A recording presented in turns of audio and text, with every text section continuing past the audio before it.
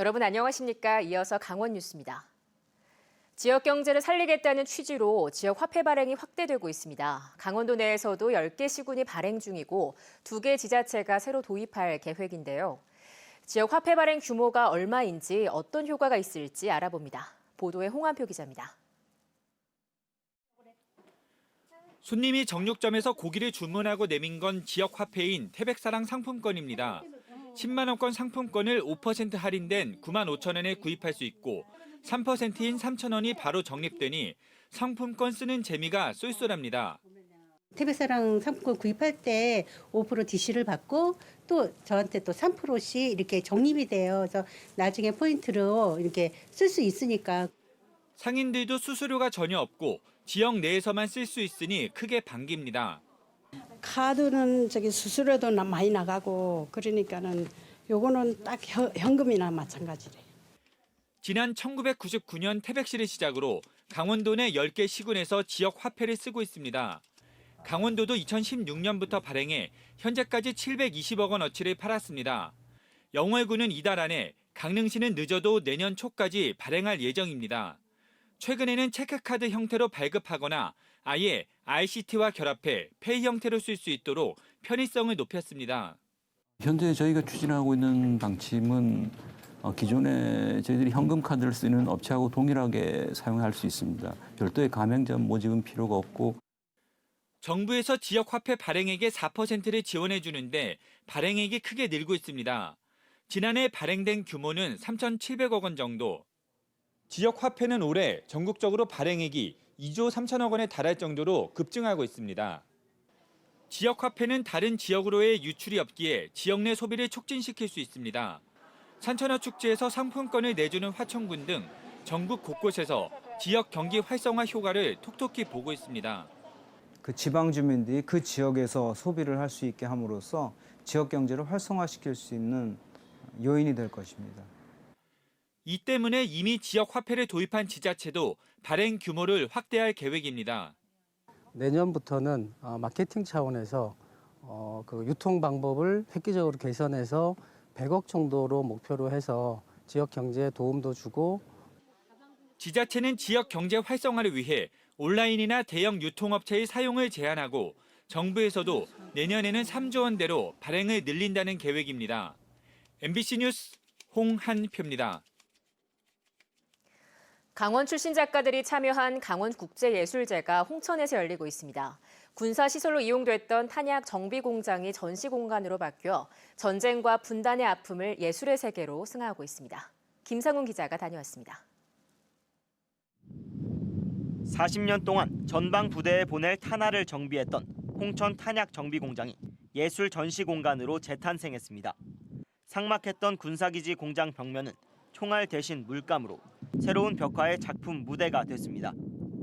공장 내부에는 실제로 탄약이 돌아가던 컨베이어 벨트와 정비 기계가 남아있어 긴장감을 느낄 수 있습니다. 하지만 전쟁을 위해 다듬어진 포탄이 아닌 탄피 오브제를 이용한 작가의 독특한 작품이 자리를 잡았습니다. 전쟁 시대가 끝나가고 있지 않습니까? 그래서 이제는 이게 소재가 평화를 위한 하나의 작품으로서 대중과 같이 호흡하고자. 이번 강원국제예술제에는 강원도에서 태어나거나 활동하고 있는 작가 21명이 참여해 작품 80여 점이 전시되고 있습니다. 조각가 회화, 설치 예술 작품 속에는 분단도인 강원도의 아픔이 고스란히 담겼습니다. 분단의 해소와 그다음에 폭력성 그리고 그것을 우리가 좀 담아내서 좀 화합으로 가는 길이 어디인지를 좀 가늠해 보고자 전시를 기획했습니다. 주민과 작가가 함께 만든 작품도 선보였습니다. 정착 생활을 상징하는 토기와 공동체 파괴를 암시하는 탄알의 형상을 이중적으로 표현한 작품은 올해 추수를 끝내고 남은 볏짚 2톤가량을 사용했습니다. 이런 경우는 시골에서 주민들이 농사꾼들은 할 수 있는 경우가 없거든요. 그러다 보니까 너무 우리 잘했다.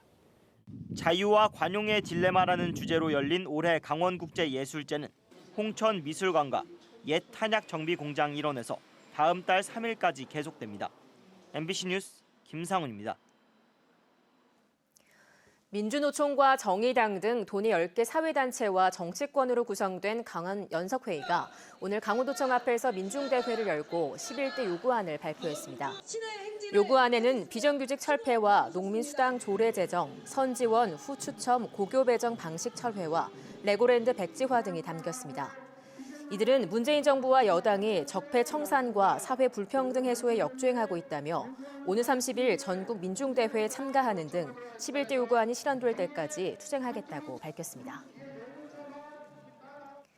이낙연 국무총리가 평창 박림 농공단지에 있는 배추 출하 조절 시설을 방문해 무 배추 공급 물량과 가격 상황을 점검했습니다.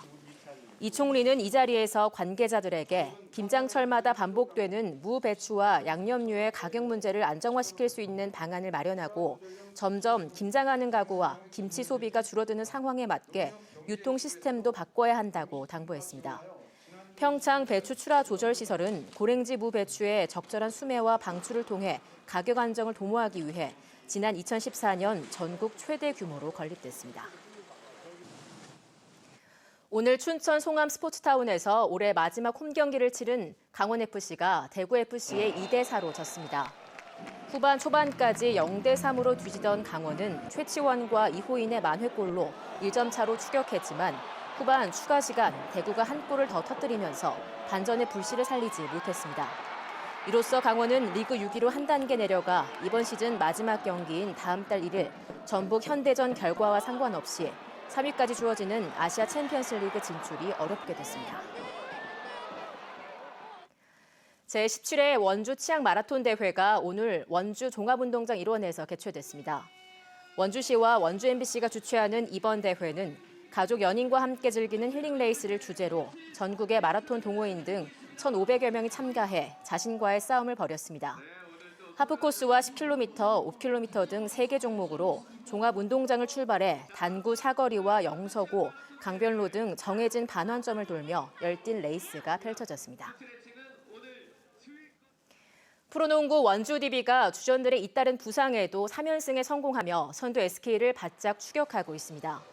DB는 오늘 원주 종합체육관에서 열린 서울 삼성과의 맞대결에서 21득점을 올린 그린과 신인 김훈이 17득점으로 맹활약하며 92대 82로 승리했습니다.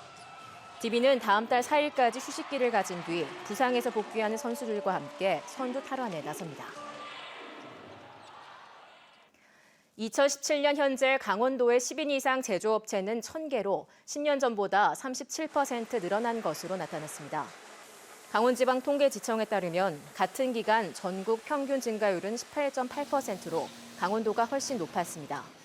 시군별로는 속초시가 173%로 제조업체 증가율이 가장 높고 삼척시는 86.7%, 원주시는 52.9%를 기록했습니다. 10인 이상 제조업체 종사자는 2017년 3만 7천 명으로 10년 전보다 39.4% 증가했습니다. 올해 도내 고랭지 감자와 고추, 참깨 생산량이 전년보다 크게 늘었습니다. 통계청에 따르면 올해 도내 고랭지 감자 생산량은 13만 8,300여 톤으로 지난해 9만 1,000여 톤보다 51.6% 늘었습니다. 고추와 참깨 생산량은 5,791톤과 440톤으로 전년보다 각각 18.4%, 35.3% 늘었습니다. 이는 각 작물의 가격 상승과 작황 호조 등으로 재배 면적이 늘었기 때문입니다. 정선 지역 업체 2곳이 환경관리 부실로 적발됐습니다. 원주지방환경청이 환경 법령 반복 위반 업소에 대한 특별 단속에 나선 결과 정선의 석회 제조업체와 비금속 관련 업체 등 2곳이 비사먼지 발생 억제 조치 미흡으로 적발돼 행정처분을 받았습니다. 이와 함께 영월의 석회 제조업체 한 곳도 비사먼지 발생 억제 조치 미흡으로 행정처분을 받았습니다.